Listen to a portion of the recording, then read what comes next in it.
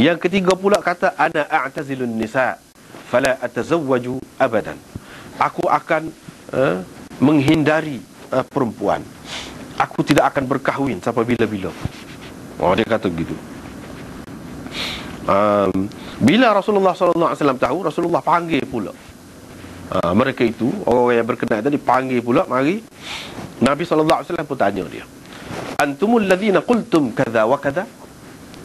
Ama wallah inni la akhsyakum lillah wa atqakum lahu, lakinni asumu wa uftir wa usalli wa arqud wa atazawwaju an-nisa, faman raghiba an sunnati falaysa minni.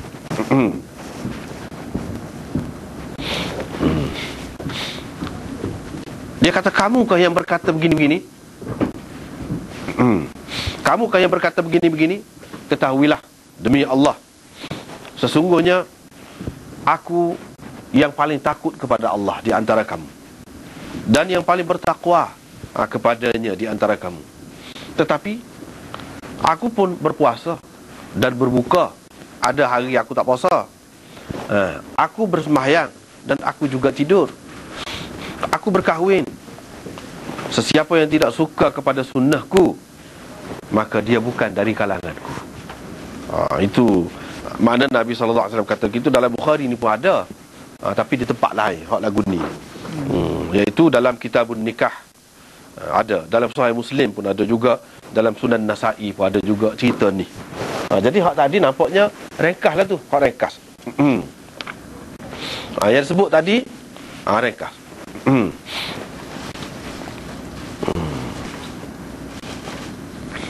Sahabat kata, kami tidak seperti engkau. Apa Nabi SAW suruh melakukan amalan yang mampu dilakukan.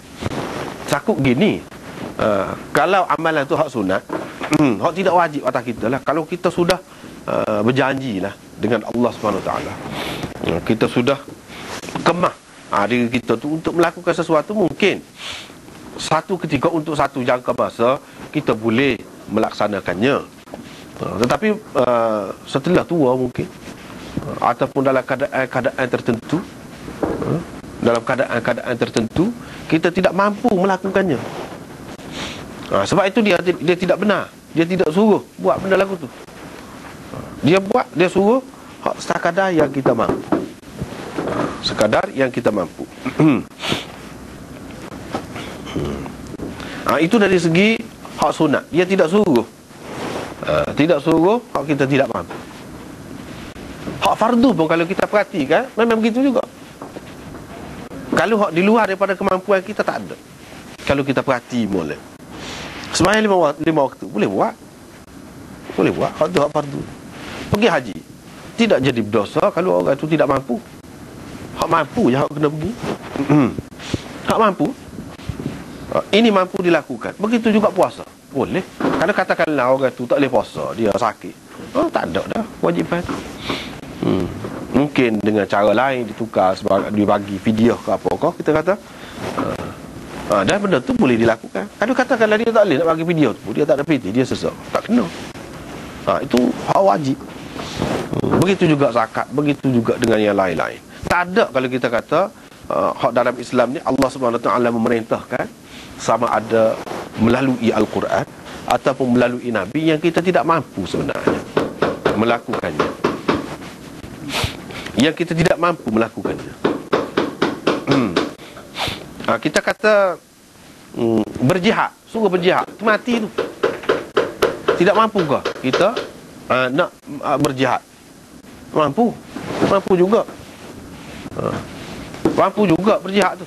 Sebab tu kita tengok ada semua orang sanggup mati. Ada semua. Kenapa tidak mampu untuk kebaikan? Kerana kebaikan, kerana agama. Nukan juga.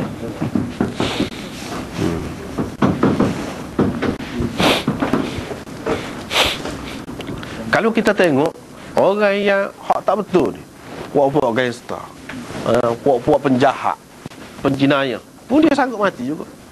Kerana benda, kita kata benda dunia.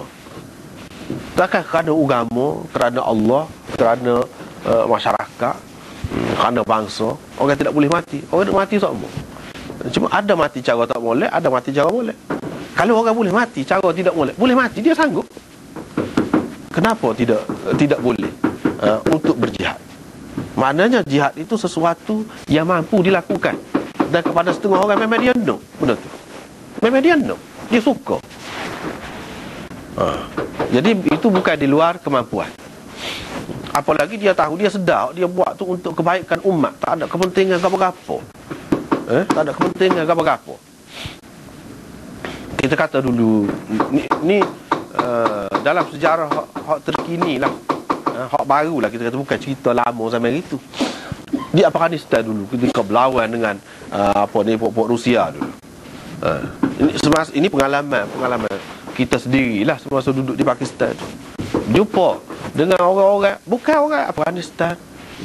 Makna kalau kita kata kerana bangsa dia, kerana negeri dia dengan apa, mungkin kerana tu dia bersungguh nak ambil balik negeri dia daripada penjajah. Tidak. Orang lain suku Sakak, bangsa lain suku Sakak, mari jumpa dengan kita, duduk 2-3 hari.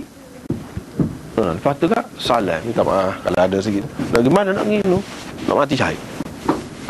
Padahal bukan negeri dia, bukan bangsa dia tu, tapi kerana agama semata-mata. Makna sampai kemudian ni ada, kita jumpa ramai lagu tu boleh istilah syahid ke sana? Memang syahid dah lawan dengan orang kafir lagu tu. Jadi makna itu hak zaman learning ni bukan zaman dulu, sentiasa ada. Mungkinlah kita kata ada orang yang ia berasakan tidak mampu buat benda tu. Supaya semayan ni makna ada orang berasa tak cakap ada. Tak boleh dia berasa semayan. Lagu tu hak jihad pun lagu tu juga. Itu masalah. Saat inilah masalah iman dia tu, kuat ke tidak kuat. Kalau kuat, memang segala perintah Allah Subhanahu Wa Taala dia akan berasa mampu dibuat, mampu dilakukan. Dia tu lagu mana? Pengumpul berani mati. Iyalah. Waktu tu ialah ada beberapa pendapat lah. Kebanyakan pendapatnya mengatakan ni dalam keadaan darurat lah, maknanya tak ada jalan lain dah. Dia kata memang boleh buat gitu. Dan mati tu mati syahid. Berlawan dengan orang kafir, mana pun mari nak rapah negeri kita. Mati syahid.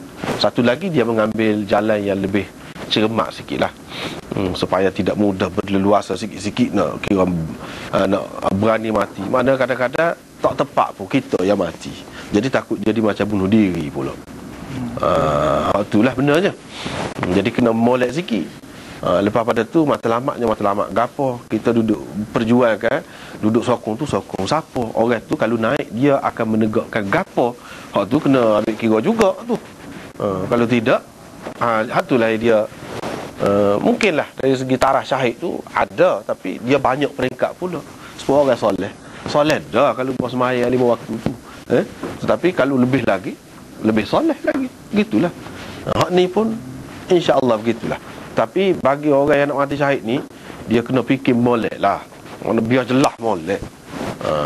Jangan takut jadi alat ya kepada setengah-setengah kalangan. Lagu tu nyanyilah. Apalagi kalau kita sudah sanggup mati dah, tiba-tiba Tuhan tak terima pula. Nyanyilah kalau lagu tu. Jadi kena biar jelas molek lah masalah tu. Jadi masalah jihad, masalah gapo pun dia termasuk dalam kemampuan manusia sebenarnya, walaupun mati pun. Dan dengan pilihan dia, jadi prinsip hak Islam ni, hak Nabi sallallahu alaihi wasallam ajarnya lagu mana, iaitu dalam hadis yang lain disebutkan ahabbul a'mal ila Allah adwamuha wa in qalla. Amalan yang paling disukai Allah ialah yang paling berkekalan, yang berterusan, walaupun sedikit. Hak naknya buat semua. Hak fardu tu tentulah begitu.